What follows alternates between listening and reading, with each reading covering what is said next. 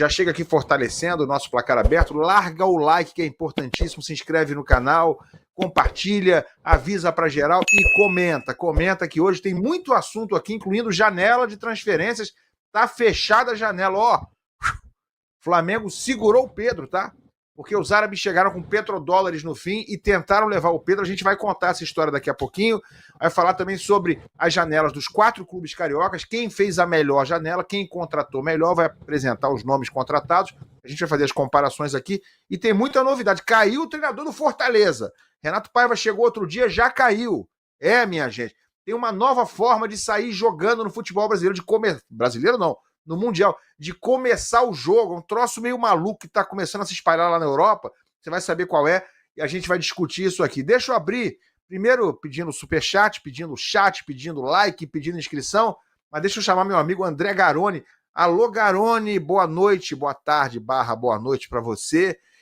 Tem uma baixa importante no Vasco, Jair não joga mais em 2025, Garoni, é isso?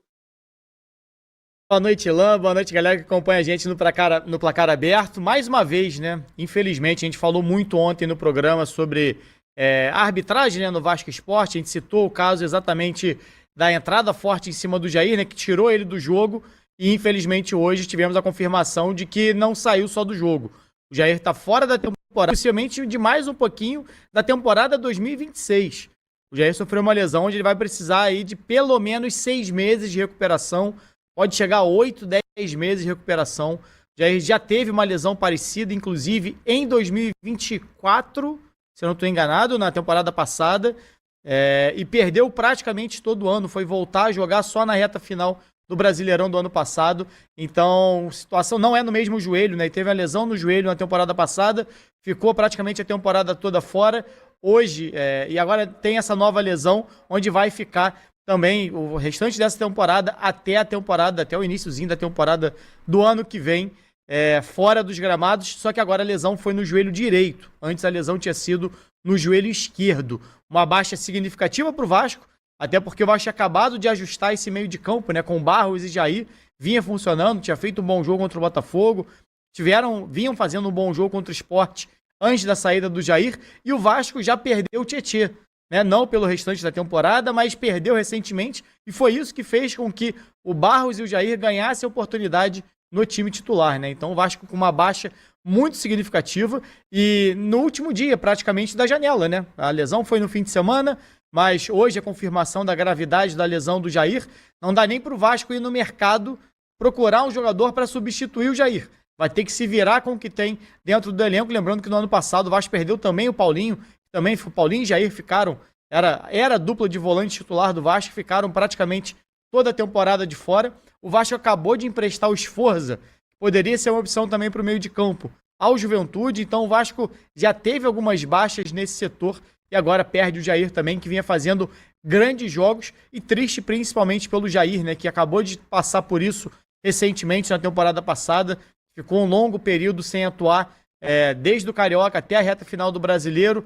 Voltou, estava talvez no seu melhor momento, inclusive, desde o retorno aos gramados, ganhando confiança, ganhando titularidade no time, fazendo bons jogos, era uma titularidade nos últimos jogos até indiscutível, porque estava fazendo grandes partidas, já tinha ido bem contra o Santos, foi bem contra o Botafogo, foi bem mais uma vez contra o Sport, e acaba saindo do gramado e agora perdendo o restante da temporada por mais uma lesão grave. Joelho é chato.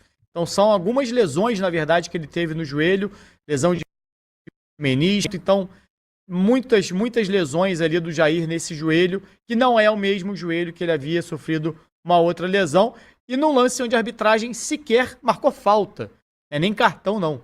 A gente falou muito sobre isso aqui ontem no programa, um lance onde sequer foi marcado falta na frente do árbitro, né? E então isso diz muito sobre a arbitragem que a gente debateu ontem aqui, porque quando o árbitro não controla o jogo, quando o árbitro marca faltinha e as grandes faltas ele ignora, e como foi o caso exatamente do Jair, você permite que os jogadores vão fazendo esse tipo de falta. E foi uma tesoura clara, foi uma entrada criminosa do Aderlan ali. Por mais que ele pegue primeiro na bola, a forma como ele entra é de uma irresponsabilidade com um companheiro de profissão imensa.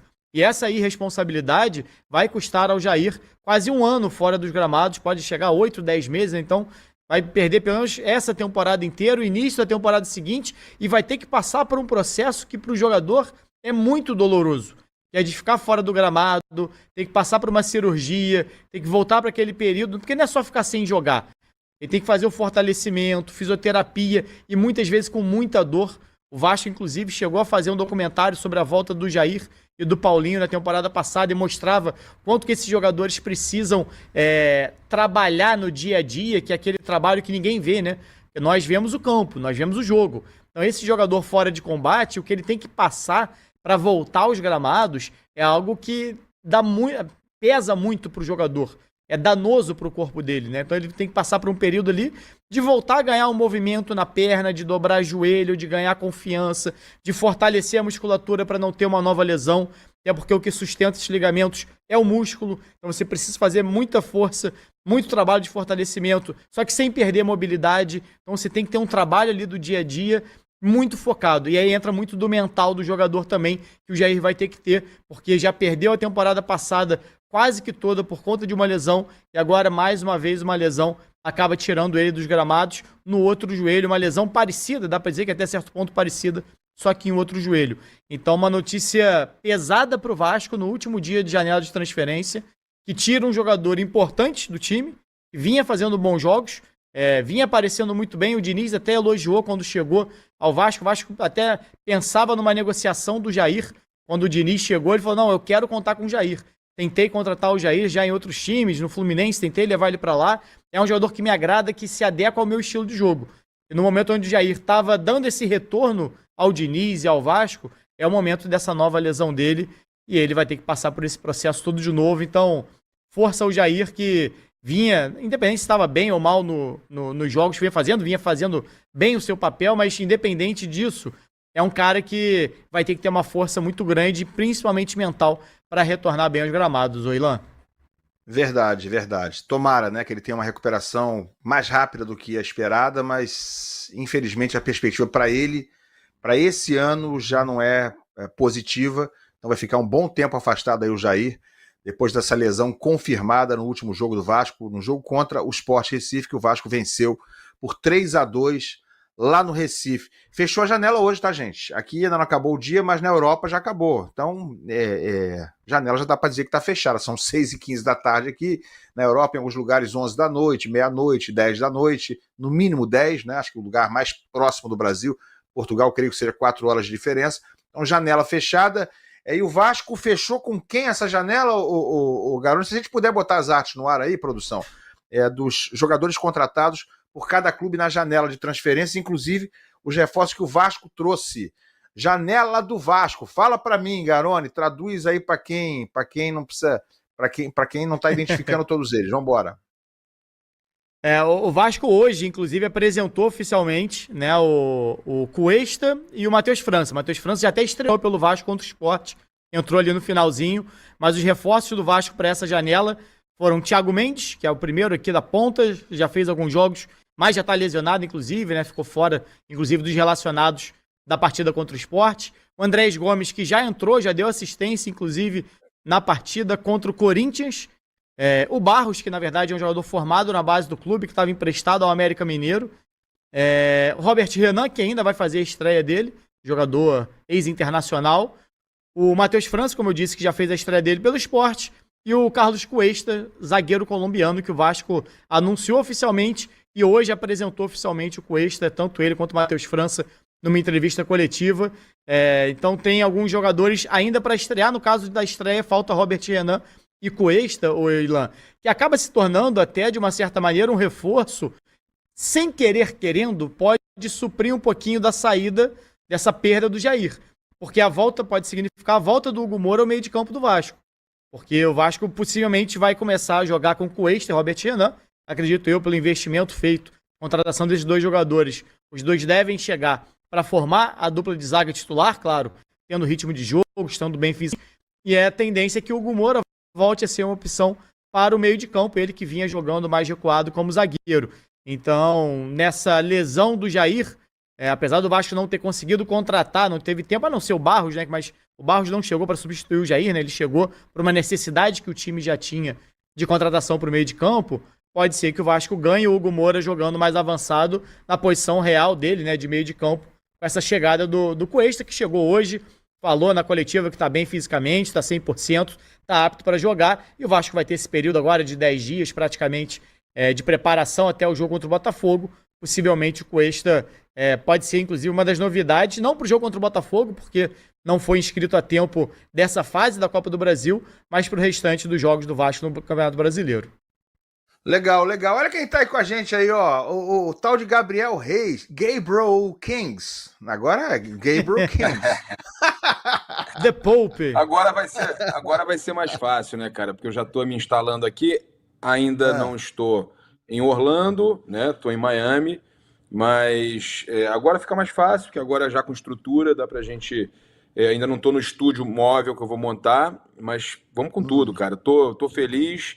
Bacana estar participando com vocês. Estou triste pelo Jair aí, cara. É muito complicado, né, Garone? O cara sair de uma lesão no joelho. Isso aconteceu com alguns jogadores do Flamengo, né? O Flamengo teve o Thiago Maia, que teve um problema inicial. Depois ele teve aquela lesão mais séria no joelho, que ele continuou em campo. Não sei se você lembra. Continuou jogando. Sim. Aquilo agravou muito. Teve a do Pedro, que não é a primeira, né? Foi a segunda do Pedro também. Só que o Jair foi num tempo assim, cara, recorde, né? Impressionante, cara. E a gente foi no outro joelho, né? O Pedro também, mesma coisa. Foi também? Impressionante. Foi também o outro joelho. E eu fico impressionado, cara, porque eu já falei sobre isso algumas vezes e vou voltar a falar. Eu acho que tem a ver, tá, com falta de fortalecimento muscular no entorno do joelho, tá? Eu acho que é falta de trabalho, é falta de cuidado, porque eu percebo que está cada vez mais comum a quantidade de jogadores com lesão no joelho, e sempre, eu não sei como é, a do Jair é ligamento cruzado também? Ligamento cruzado também.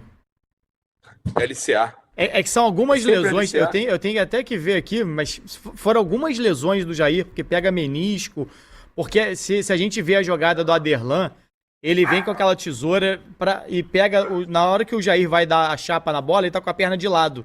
E aí faz aquele movimento do joelho pra fora, sabe? Foi uma lesão... Eu posso até puxar aqui, porque foram 4 ou 5 lesões, assim, de ligamento, né? Aqui, ó. O Garone. Lesão no ligamento colateral medial, menisco e lesão osteocondral. Copa do Mundo de Clubes. Eu acho que é mais recheada, pelo menos em quantidade. Notas para as janelas, Garone, de Flamengo, Fluminense, Vasco e Botafogo. Vamos lá.